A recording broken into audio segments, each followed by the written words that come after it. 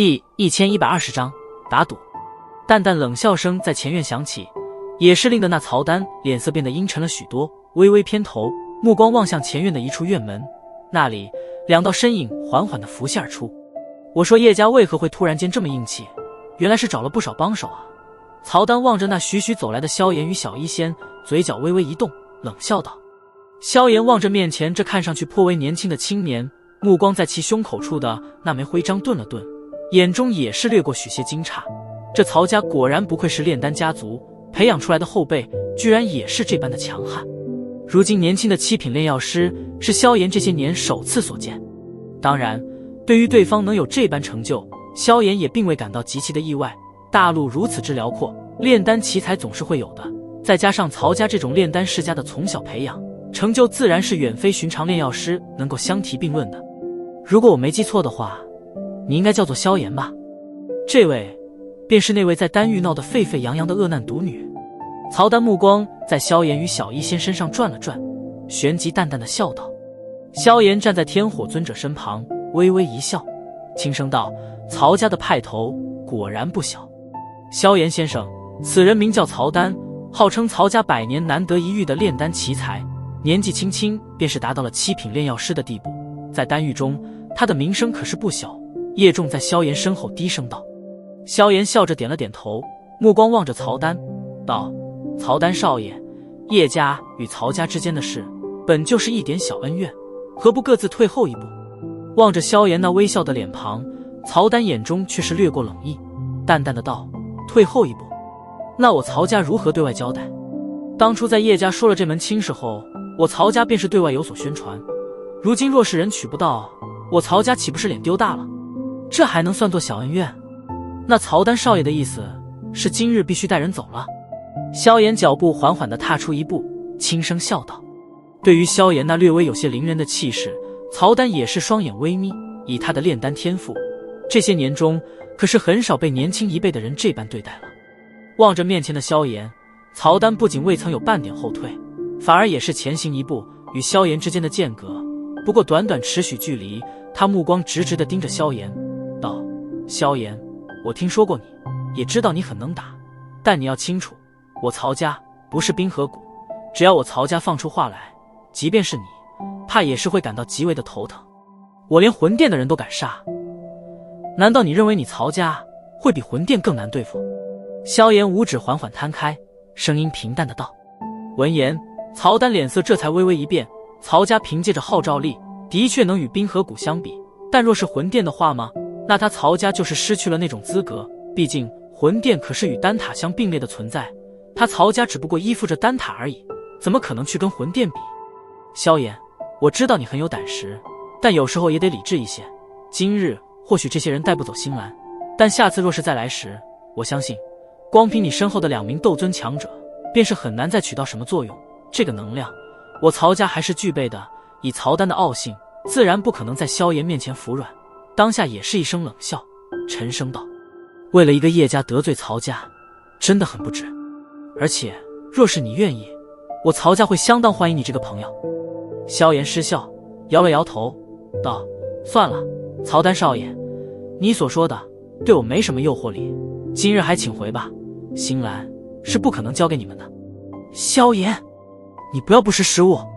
被萧炎这般直白的拒绝，曹丹也是脸色一沉，怒喝道。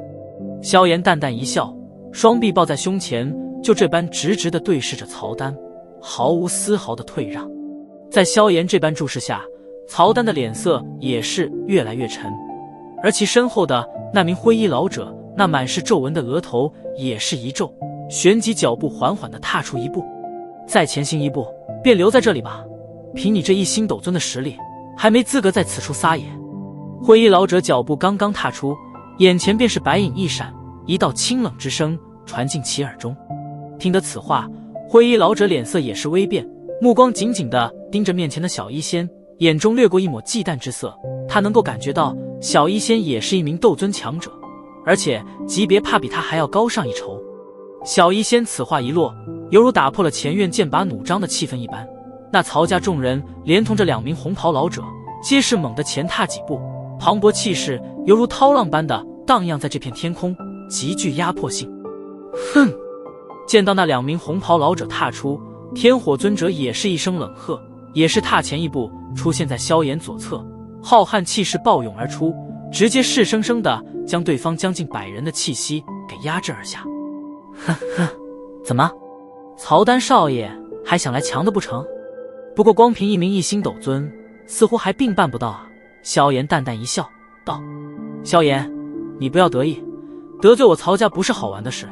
此次就算我们失败，下次定然还会有更加强悍的阵容前来，到时候你又当如何？说到此处，曹丹眼中寒芒一闪，转向叶仲等人，冷笑道：到时候他们一行人大不了一走了之，但这叶家怕就是得成曹家泄火之地，日后丹域叶家便得除名了。闻言，叶仲等人脸色也是不由得一变，但这种时候叶家还有什么路可走？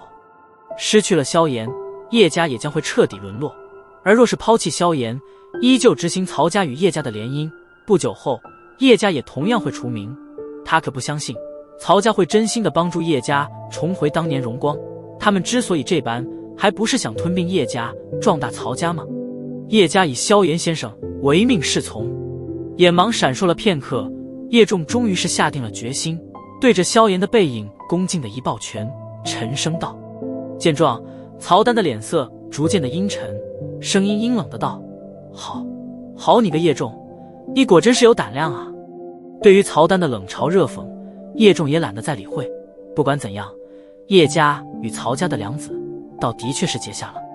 曹丹少爷，请吧。萧炎声音平淡的道。叶仲的选择倒是令得他有些诧异，这老家伙是将所有筹码都是放到了他身上，若是这中途萧炎出个什么差错，这叶家怕也就将会彻彻底底的完蛋了呀。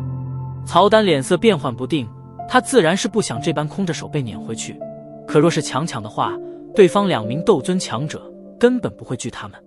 心中沉吟了半晌，曹丹目光突然在萧炎身上扫了扫，道：据说你也是一名炼药师，会一些炼药术。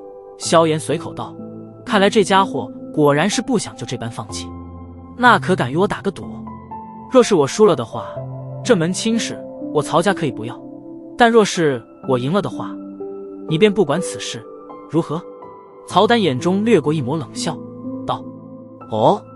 萧炎眉头一挑，似是有些兴趣，笑眯眯的道：那不知道曹丹少爷想怎么赌？见到萧炎有点兴趣，曹丹心中的冷笑不由得迅速扩大。若真是要以斗气拼杀，他或许不会是萧炎的对手，但若是比拼炼药术的话，他会让得面前的萧炎知道，这只会是班门弄斧，自取其辱。心中掠过讥讽，但曹丹脸庞上的笑容倒是显得有些灿烂。既然你我都是炼药师，自然不能像粗人那般的打打杀杀，按照炼药师的规矩来，比玩火。话音一落，一团淡黑色的火焰突然自曹丹手掌上升起，旋即在其掌心急速蠕动，化为2条漆黑的小蛇，在其指缝间不断的来回穿梭，宛如精灵般的乖巧。萧炎先生，不要答应他。曹丹在火焰操控上有着异常高的天赋，即便是曹家内能够超过他的，也是屈指可数。听得曹丹此话，叶仲急忙道。闻言，萧炎眼中掠过一抹讶异，没想到这曹丹在操控火焰上还有着这等天赋。怎么样？若是不敢的话，说出来便可以。我不是强人所难之人。曹丹目光直直地盯着萧炎，冷笑道：强人所难这4字从你嘴中说出来，还真是显得滑稽。萧炎笑着摇了摇头，也不理会曹丹那微沉的脸色。不要油嘴滑舌，到底比不比？不比的话，今日我或许会无功而返，但下一次来的人或许就不会这么好对付了。